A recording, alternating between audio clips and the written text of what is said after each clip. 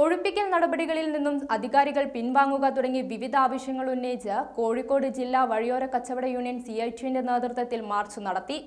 കളക്ടറേറ്റിലേക്ക് നടന്ന March CITU ജില്ലാ treasurer PK Santhosh ഉദ്ഘാടനം ചെയ്തു.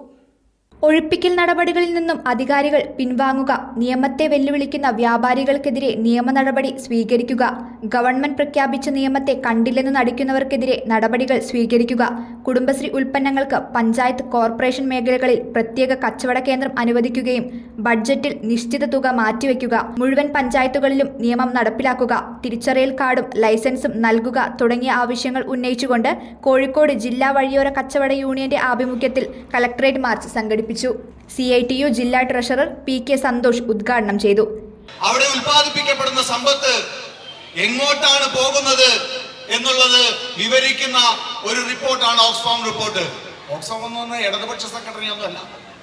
ഈ ലോകത്തിന്റെ വിവിധ രാജ്യങ്ങളിൽ ആസ്ഥാനമായി പ്രവർത്തിക്കുന്ന ഒരു സന്നദ്ധ സംഘടനയാണ് ആ ഓക്സ്ഫാം റിപ്പോർട്ട് പറഞ്ഞിട്ടുള്ളത് എന്താ അറിയോ? രാജ്യത്തെ 5 കോടീശ്വരന്മാർ, ശതകോടീശ്വരന്മാർ, അവർ ഈ കഴിഞ്ഞ ഒരു വർഷം കൊണ്ട് അവരുടെ സമ്പത്ത് ഇരട്ടിയാക്കി എന്നുള്ളതാണ്. അതോടൊപ്പം തന്നെ പറയുന്ന ഒരു റിപ്പോർട്ടുണ്ട്, 5 കോടിയിലധികം ആളുകൾ അതിദാരിദ്ര്യത്തിലേക്ക് തള്ളിവിട്ട ഒരു കാലഘട്ടം കൂടിയായിരുന്നു ഇത് എന്നാണ്. എന്താണ് നാം മനസ്സിലാക്കേണ്ടത്?